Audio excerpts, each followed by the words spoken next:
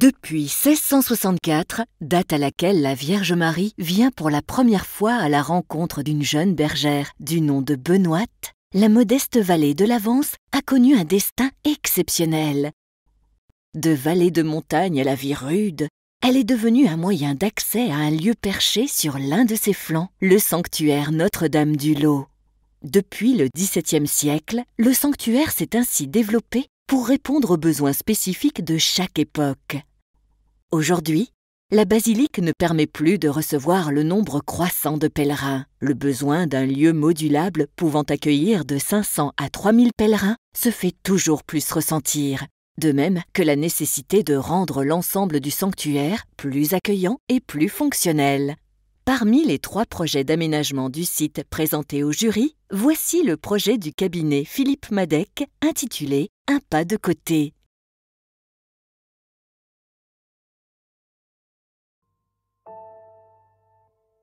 Notre sentiment est qu'il est important de maintenir une valeur connue et reconnue à ce lieu et finalement de l'élargir. Non pas de venir l'occuper, non pas de venir se mettre en concurrence avec la basilique qui est déjà là, mais au contraire de l'élargir.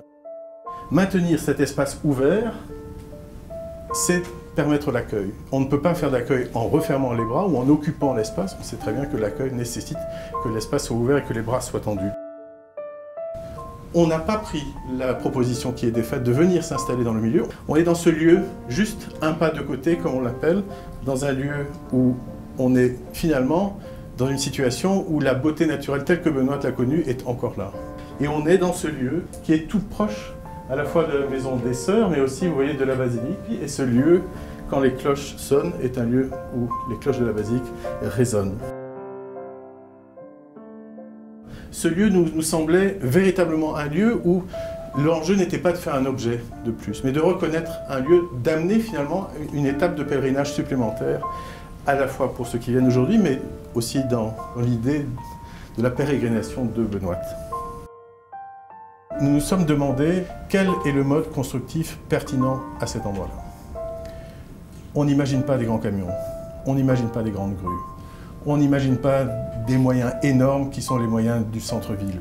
On est dans une logique rurale, dans une logique montagnarde, et on sait que les petits bois sont une façon intelligente de venir faire une très grande charpente. On a repris la logique de Philibert Delorme, de la charpente à petits bois.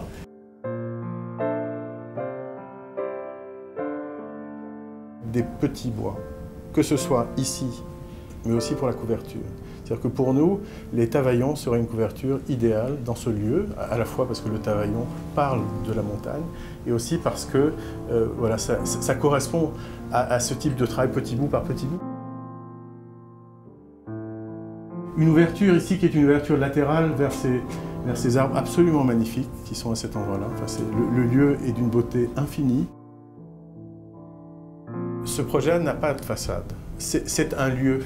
En fait, les arbres qui viennent tout près de la façade, le creux du torrent, l'écart qu'il y aurait pour voir cette façade fait que finalement elle n'existe pas.